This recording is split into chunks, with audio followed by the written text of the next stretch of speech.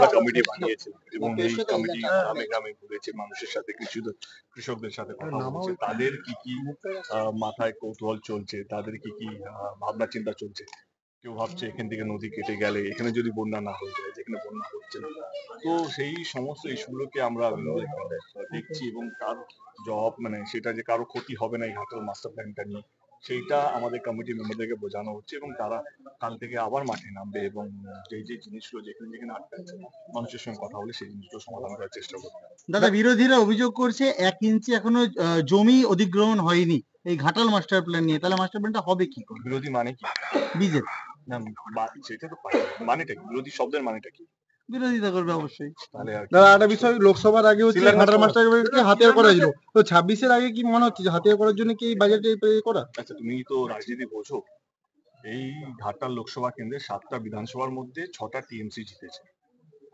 একটা ঘাটালকে একটা বিধানসভা জেতার জন্য কোনো সরকার, যে রাজ্য হোক বা কেন্দ্র সরকার হোক, সে 1500 থেকে 2000 কোটি টাকা দেবে না? কিন্তু লোকসভা এটা তো মানুষ, এটা তো সুস্থ রাজনীতির জয়।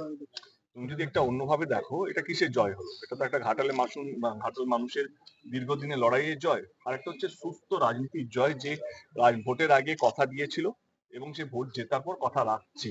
এরকম যে রাজনীতি হওয়া উচিত। কে আজকে ইলেকশন আগে যে যা ইচ্ছে দাবি করে, জেতার পর সেগুলো ভুলে যায়। কিন্তু আজকে একজন সরকার, একজন নেত্রী, রাজ্য সরকার সে কথা দিয়েছিলেন কে 2024-এর নির্বাচনের আগে তিনি আমাকে কথা দিয়েছিলেন, আমি যখন দাঁড়াবো না ভেবেছিলাম 2024-এ, তখন তিনি কথা দিয়েছিলেন কি ঘাটাল মাস্টার আমরা করবো যদি তুমি আরেকবার ভাবো। এবং আমার সত্যি কথা বলতে গেলে তখন আমি সত্যি ভেবে নিয়েছিলাম আর আমি দাঁড়াবো না। কিন্তু হয় না একটা লোক কে এই একটা সুযোগ দেখে আমার মনে হয়, যেহেতু আমি ঘাটাল লোকসভা কেন্দ্রে 10 বছর এমপি এবং আমি এখানকারই গ্রামের মানুষ, তো সেই জায়গাতে আমি জানতাম এই একটা সুযোগ যদি আমি যদি বিশ্বাস করি কে না করবেন, তো এই সুযোগে হয়তো ঘাটাল মাস্টার প্ল্যানটা হয়ে যাবে।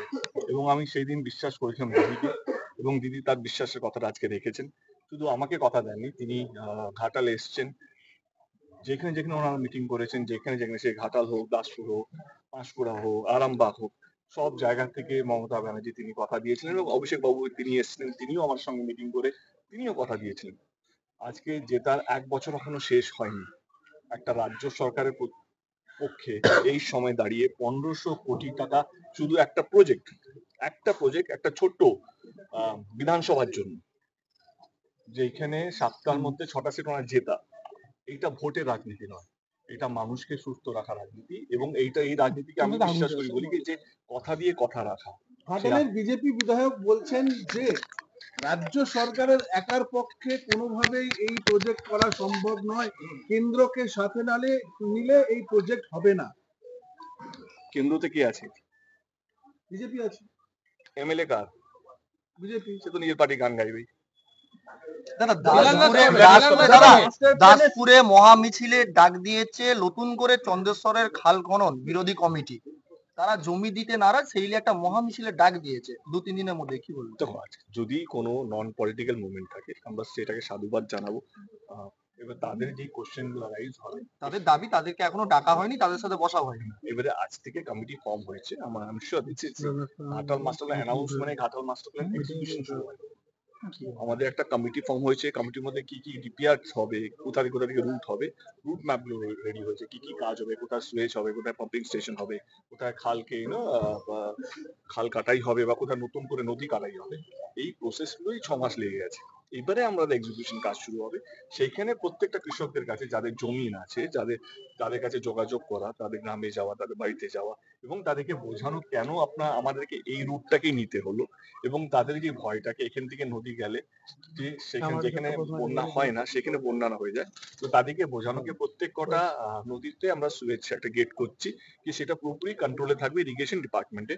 অতিরিক্ত যতটুকু জল যেটা বন্যা না হবে, যাতে বন্যা যাতে না হয় ততটুকুই জল ছাড়া হবে ওই সুয়েজ থেকে, ওই গেটটা থেকে।